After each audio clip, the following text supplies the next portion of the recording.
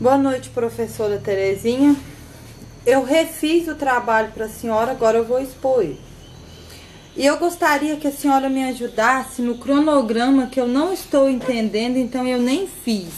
No tema problema, esses eu não coloquei, esses eu não estou tendo muita facilidade em colocar, e as referências também eu preciso de uma ajuda nelas. Minha introdução. A arte vem sendo tratada na maioria das escolas brasileiras como um suporte para as demais disciplinas que compõem o quadro curricular, fato que acaba negando o seu caráter específico, enquanto área do conhecimento humano. Fuçar em 92, página 16, suscita o seguinte questionamento: que importância é essa que se está dando à arte e faz com que ela tenha um espaço também na educação em geral e escolar? E propõe que o fundamental é entender que a arte se constrói de modo específico da atividade criativa dos seres humanos. Depreende-se que a capacidade de criar é intrínseca ao homem, porém, ao longo da história da educação, esta área do conhecimento humano não vem sendo reconhecida como tal educação em geral e escolar. No Brasil, a Lei de Diretrizes e Bases para a Educação, a LDB número 9.394/96, no artigo 26, inciso 2º, estabelece a obrigatoriedade do ensino de arte na educação básica, que compreende a educação infantil, o ensino fundamental e o ensino médio, legitimando a arte enquanto área curricular. Os PCNs, os Parâmetros Curriculares Nacionais, para as séries iniciais do ensino fundamental, volume 6, relativo à área curricular arte, apontam a educação em arte como forma de propiciar o desenvolvimento do pensamento artístico, além de proporcionar a muitos indivíduos uma relação afetiva com o meio em que vive. Os PCNs também apresentam a arte como uma das possibilidades de valorização do ser humano, através de suas diferentes formas de manifestação. Ainda segundo o PCN, os Parâmetros Curriculares Nacionais de Ciências Naturais são dirigidos aos educadores que têm como objetivo aprofundar a prática pedagógica de ciências naturais na escola fundamental, contribuindo para o planejamento de seu trabalho e para o projeto pedagógico de sua equipe escolar e do sistema de ensino do qual faz parte. As ideias básicas contidas nos Parâmetros Curriculares Nacionais em Ciências refletem muito mais do que uma mera mudança de conteúdo, uma mudança de filosofia de ensino e de aprendizagem, como não poderia deixar de ser. Apontam para a necessidade de mudanças urgentes, não só no que ensinar, mas principalmente no como ensinar e avaliar, e no campo organizar as situações de ensino e de aprendizagem. De certo modo, o PCN já está conseguindo alcançar em parte seus objetivos, isto é, está desacomodando o professor ou professora, fazendo-o parar para refletir sobre sua prática pedagógica, que é o primeiro passo para uma eventual mudança na mesma. A importância das atividades investigativas e das interações discursivas em sala de aula do ensino de ciências do nível fundamental pode ser entendido como situações em que os alunos aprendem ao envolver-se progressivamente com as manifestações dos fenômenos naturais, fazendo conjecturas, experimentando, errando, interagindo com colegas, com os professores, expondo seus pontos de vista, suas posições e confrontando-o com os outros e com os resultados experimentais para testar suas pertinências e validades. Esses processos de ensino-aprendizagem têm no início da escolarização uma importância ainda maior, pois auxiliam os alunos a atingirem níveis mais elevados de cognição, o que facilita a aprendizagem de conceitos científicos. Pensando nisso, resolvi propor em meu trabalho aulas diferenciadas que se estendem da teoria até a prática, voltada ao ensino fundamental, para que o educador possa diversificar suas aulas e ampliar o conhecimento dos alunos sobre arte e ciência, trabalhando os temas com interdisciplinaridade, explorando todos os campos de oportunidades de trabalhar que lhe é aberto, facilitando assim a trabalhar a abordagem triangular de Ana May Barbosa, o ler, fazer e contextualizar. Como essas inovações tecnológicas se torna mais fácil desenvolver essas atividades, tanto dentro quanto fora do ambiente escolar? O educador só precisa planejar suas aulas e adaptá-las para se tornar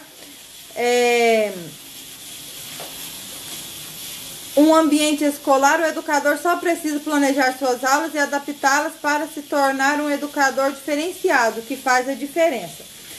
Sabendo que a interdisciplinaridade oferece uma nova postura diante do conhecimento, uma mudança de atitude em busca do contexto do conhecimento, visando garantir a construção de um conhecimento globalizante, rompendo com os limites das disciplinas. Por isso, temos que manter uma postura interdisciplinar que manda mais e do que uma atitude de busca, que nada mais é do que uma atitude de busca, de inclusão, de acordo e de sintonia diante do conhecimento entre todos os educadores.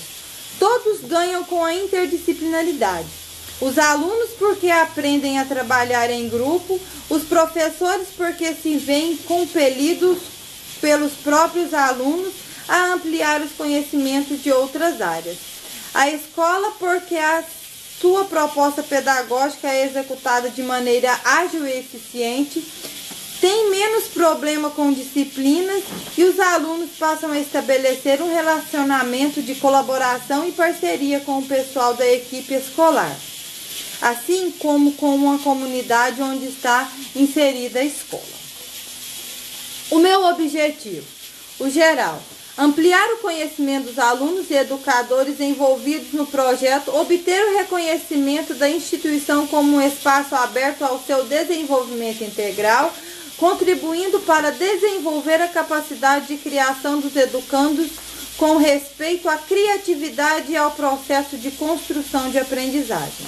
Meu objetivo específico: estabelecer relação de confiança recíproca entre educadores e educando, acolher o educando com atividades planejadas, priorizando o ler, fazer e contextualizar, despertar o interesse do educando para as artes no geral, despertar o interesse do educando pela ciência e os fenômenos da natureza, trabalhar a interdisciplinaridade e as aulas práticas, estimular a criatividade do educando, aprimorando suas habilidades e sensibilidades, despertar a curiosidade e desejo do educando ou educanda e do educador ou educadora em inovar suas aulas com aulas diferenciadas e práticas, preocupar-se com a preservação do meio ambiente, preocupar-se com despertar o interesse do educando em preservar o meio ambiente,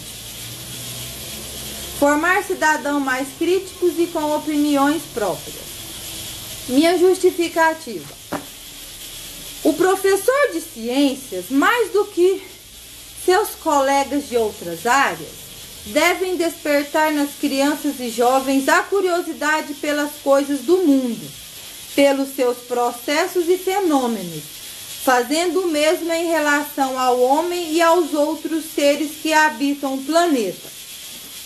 Por isso, é de suma importância trabalhar com os alunos atividades experimentais práticas. Segundo os TCM, de Ciências Naturais, livro 4, as atividades práticas chegaram a ser proclamadas como a grande solução para o ensino de ciências, a grande facilitadora do processo de transmissão do saber científico. O objetivo fundamental do ensino de ciências passou a ser o de dar condições para os alunos identificar problemas a partir de observações sobre um fato, levantar hipóteses, testá-las, refutá-las e abandoná-las quando fosse o caso, trabalhando de forma a tirar conclusões sozinho. O aluno deveria ser capaz de redescobrir o já conhecido pela ciência, aprimorando-se de uma forma de trabalho compreendida então como o método científico, uma sequência rígida de etapas pré-estabelecidas, e com essas perspectivas que se buscava naquela ocasião a democratização do conhecimento científico, reconhecendo a importância da vivência científica não apenas para eventuais futuros cientistas, mas também para o cidadão comum, no processo de educação do olhar e em todo o processo do ensino-aprendizagem.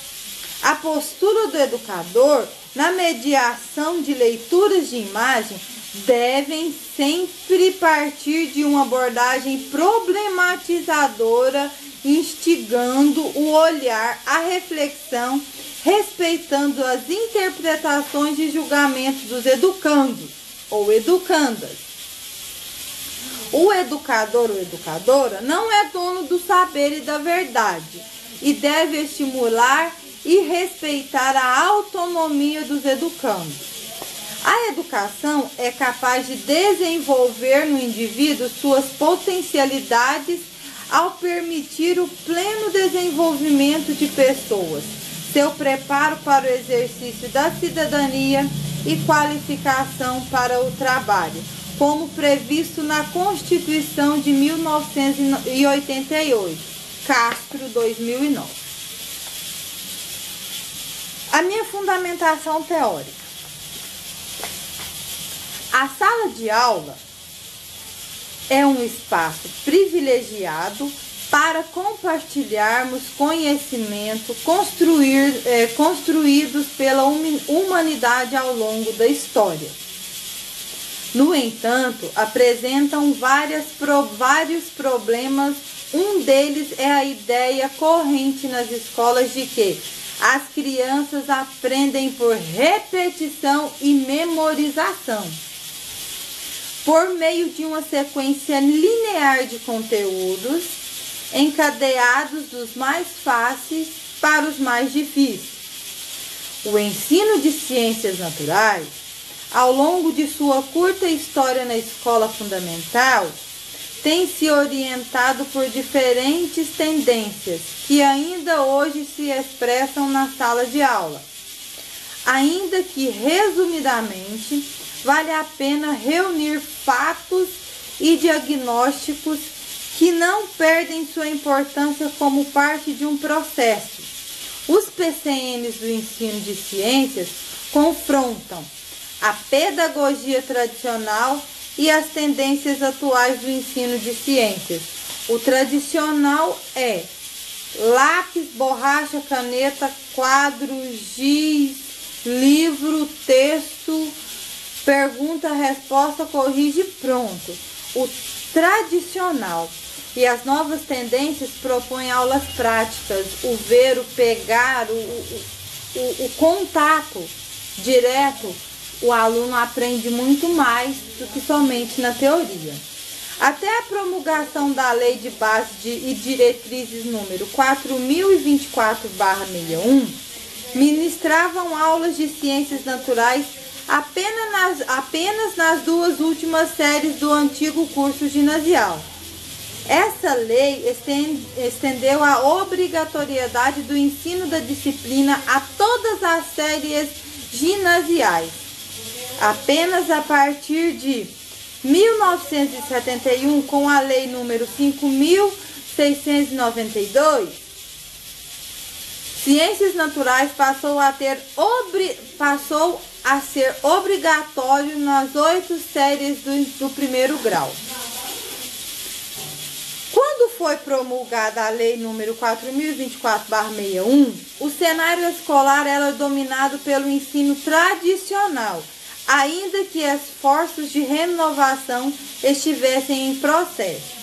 Aos professores cabiam a transmissão de conhecimentos acumulados pela humanidade, por meio de aulas expositivas, e aos alunos a observação das informações. O conhecimento científico era tomado como neutro e não se punham em questão a verdade científica. A qualidade do curso era definida pela quantidade de conteúdo trabalhado. O recurso de estudo e avaliação era o questionário ao qual os alunos deveriam responder, detendo-se nas ideias apresentadas em aulas ou no livro-texto escolhido pelo professor. Sabemos que o cenário escolar brasileiro sempre teve uma presença marcante da abordagem pedagógica tradicional, a qual contribuiu para que o ensino de ciências fosse visto como um processo de transmissão de verdade científica. Os PCNs abordam as seguintes orientações didáticas: problematização, observação, experimentação e sistematização do conhecimento. Entra a abordagem triangular aqui: o ler, fazer e contextualizar. Os conhecimentos e conceitos são expostos como prontos e definidos. Assim, dificilmente possibilitam as discussões em sala de aula.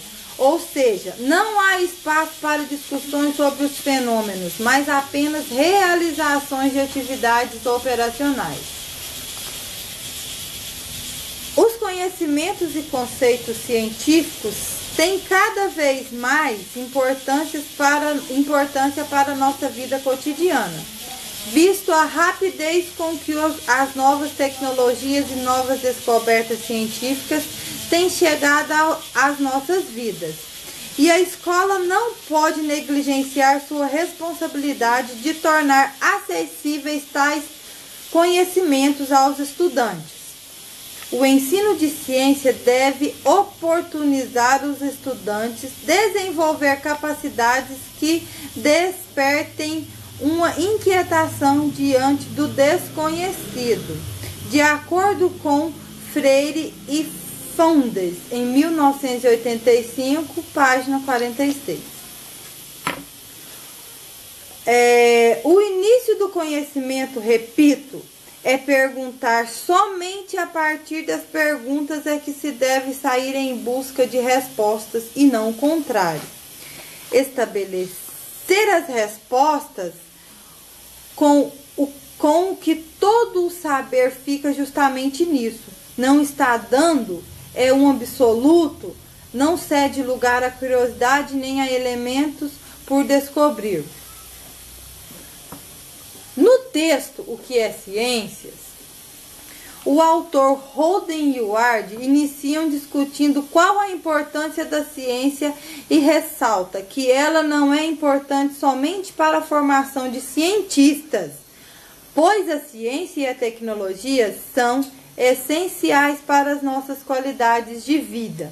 A ciência explica os fenômenos que a natureza vem demonstrando como respostas ao que causamos a ela ao longo dos anos, e a tecnologia vem nos prevenir do que ainda está por vir e, sobretudo, o que está acontecendo atualmente no mundo com tanto desequilíbrio.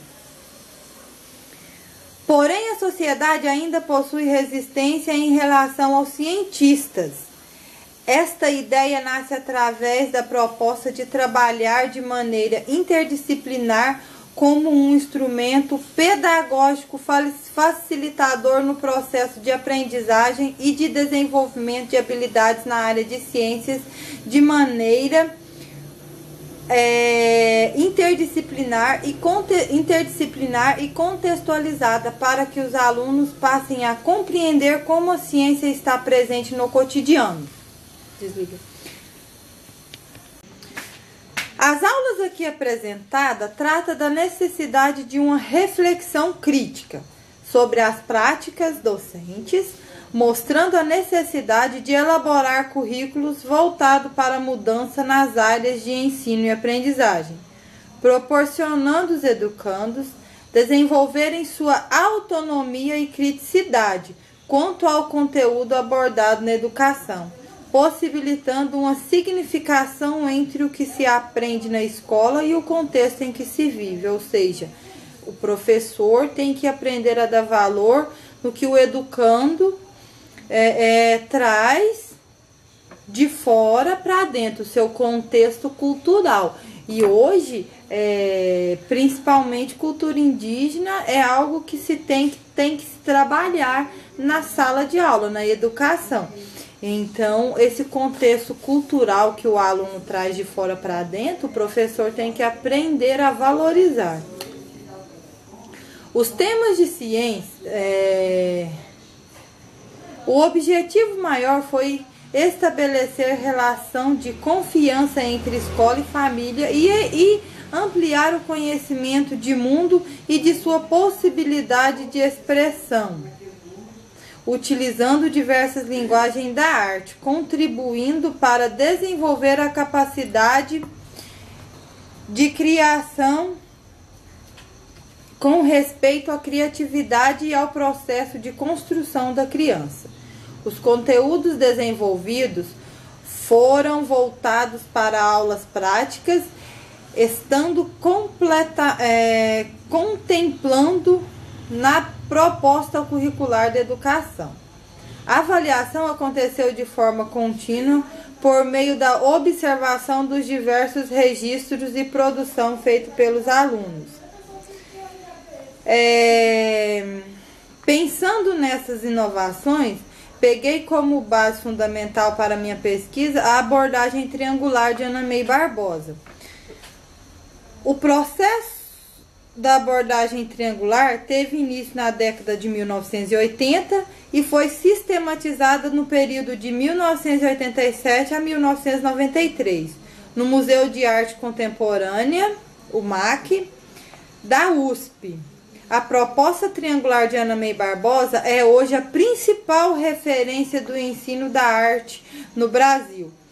Essa proposta procura englobar vários pontos de ensino-aprendizagem.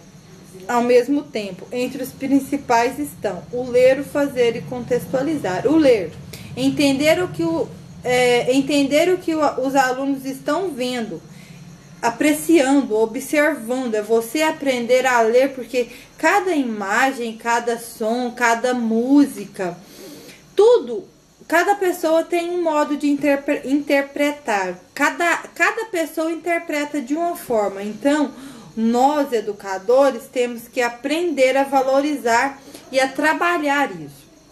O fazer. Esse fazer são as aulas práticas, lúdicas, ligadas à arte ou qualquer outra disciplina trabalhada com interdisciplinaridade. Esse fazer é o pegar o aluno, ter um contato direto com o objeto de estudo. E a contextualização, expor seus conhecimentos históricos culturais, o que se estende ao ler e fazer para que eles possam perceber que a arte, o observar o mundo, faz parte da ciência. Fazer arte é uma ciência? É. A arte faz parte da ciência? É. Esse contextualizar é o entender do aluno depois que ele aprendeu a ler a imagem, que ele teve um contato direto com ela na prática. Esse contextualizar é o seu entender final. Isso que Ana May Barbosa fala, que o ler, o fazer e o contextualizar. O meu método, ou seja, a minha metodologia, ao invés de apresentar conteúdos separados e isolados em disciplinas, temos que pensar de forma interdisciplinar, amarrando, juntando uma disciplina na outra. As disciplinas em sequências didáticas e projetos. O objetivo maior dessa ação é provocar uma articulação entre as disciplinas, contextualizando os conteúdos escolares com a realidade científica. O sistema nos orienta a explicar o conteúdo, passar exercício e fazer correção. A abordagem triangular e a interdisciplinaridade nos estimula a sair desse tradicionalismo, a fugir, ter um ensino mais contemporâneo, um ensino mais voltado mais para nossa realidade, já que hoje abrimos mão assim de tantas tecnologias a nosso alcance. Então, podemos fazer aulas inovadoras? Podemos sim. Para trabalhar com educação infantil, escolhi o tema ar e com o ensino fundamental a água. Bom, o ar. O tema. Em um primeiro momento na sala de aula, o educador vai expor o tema, que é o ar. Em seguida, explica como podemos usar o ar em nossas brincadeiras. Se eles conhecem alguma brincadeira que utilize o ar para funcionar. Qual a importância do ar para nossas vidas? Incentivo os educandos a elaborar hipóteses sobre o porquê das questões propostas e a fazer investigações e realizar experiências. E num terceiro momento, depois que essas perguntas todas obtiveram respostas, que é o contextualizar do aluno, as respostas formadas, vamos até o pátio da escola e formamos um grande círculo e soltamos bolhas de balão, bolhas de sabão, para sabermos em que direção o vento as levou. E explico que o vento é o ar em movimento. Fechamos os olhos e sentimos o ar tocando em nossas faces. Ali mesmo, podemos confeccionar pipas e cataventos e indagar as seguintes questões.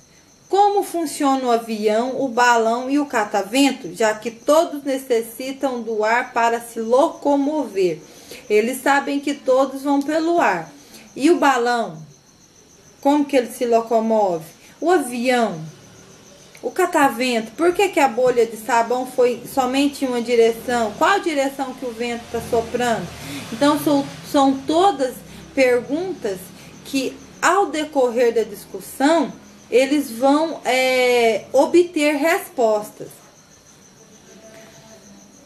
Lembrando que todos esses temas eu posso estar trabalhando com transversalidade. Em artes, eu posso fazer o quê? Confeccionando brinquedos que precisem do ar para funcionar. O pipa, soltar bolhas de sabão, o balão, o catavento, aviãozinho de papel. E a importância de música. Música, eu posso escolher uma música que fale sobre o ar, sobre o vento. O teatro, eu posso, junto com eles, encenar. Nós mesmos podemos escrever e encenar uma peça de teatro. Dança, podemos encenar a dança. Não tem em desenhos, em culturas, não tem a dança da chuva. Passa muita propaganda que encena a dança da chuva. Quando a chuva começa a cair, os índios começam a dançar por agradecer aquela chuva. Podemos encenar uma dança do ar. Cartazes e filmes, como por exemplo, O Vento Levou, não daria. Ciências naturais. Em ciências naturais, eu vou explicar que o vento é o ar em movimento e a importância de preservar a natureza. E qual o papel dela em nossas vidas? Qual o papel da natureza em nossa vida? Se cortarmos uma árvore, vamos estar reduzindo o quê? A emissão de quê? De oxigênio. Por quê? porque as folhas da árvore, quando ocorre a fotossíntese, ela filtra o oxigênio ruim e libera o oxigênio bom. Lembrando que não adianta utilizar palavras complicadas para eles, porque eles não vão entender. Vão estar em séries iniciais, que é do 2º ao 3º ano. Em geografia, variação do ar de acordo com o ambiente. Se eu estou no ambiente fechado, se eu estou no ambiente aberto, se eu estou no ambiente plano, se eu estou no ambiente montanhoso. Cada ambiente, o ar circula de uma forma. Língua portuguesa. Elaborar textos de acordo com o que eles entenderam. Eu vou pegar, depois de toda essa explicação, é interessante que o último que eu trabalhe seja a língua portuguesa, porque eles já vão ter um entendimento maior, eles vão poder contextualizar mais. Se forem alunos que não estão totalmente alfabetizados, o professor vai pegando ideias de cada um, entender de cada um, dá para ele montar um texto muito interessante e expor no pátio da escola. Isso vai ficar uma aula registrada na cabeça do aluno por toda a sua vida, por toda a sua trajetória escolar. História. Como o homem utiliza o ar a seu favor? É o caso dele entender como que funciona o avião, o balão, a bolha de sabão, o catavento, a pipa. Em matemática, eu posso trabalhar formas geométricas, desde a confecção da pipa em fazer a armação dela até a sua formação final. Eu posso trabalhar forma geométrica. E o meu modo de avaliar, essa avaliação vai ser contínua. Por quê? Porque na prática não tem como você avaliar como você avalia na teoria. Porque a teoria o aluno decora, a prática o aluno aprende. Então, cada fase de aprendizagem dele é uma fase diferente para você avaliar. Para trabalhar com os alunos do ensino fundamental, eu proponho trabalhar com a água, que atualmente é o problema e a solução. Para despertar o interesse dos alunos, vamos fazer aulas diferenciadas, ouvindo a música de Guilherme Arantes, Planeta Água. Com sua letra em mãos, vamos fazer a leitura analítica para despertar o lado crítico dos alunos, podendo trabalhar as seguintes questões. Por que eu propus essa música? Porque eu vou estar trabalhando com interdisciplinaridade, eu vou estar utilizando todas as matérias. Aí o que acontece? O aluno hoje, ele tá acostumado com o tradicional. Ele não está acostumado com as inovações na educação. Qual o primeiro passo? Eu vou ensiná-lo a ler, a entender a música. Quando ele estiver entendendo a música, entra a abordagem triangular e as novas propostas pedagógicas, que uma trabalha junto da outra. O ler é o entender da música, é aprender a ler, a entender entre linhas o que está dizendo. O fazer é ele começar a notar, é colocar na prática o que ele está entendendo, o que cada trecho da música quer dizer. E o contextualizar é a suas considerações finais, o seu entender final. Isso é a abordagem triangular. Então, a todo tempo eu vou estar trabalhando e avaliando continuamente, em todas as disciplinas, o ler, o fazer e o contextualizar.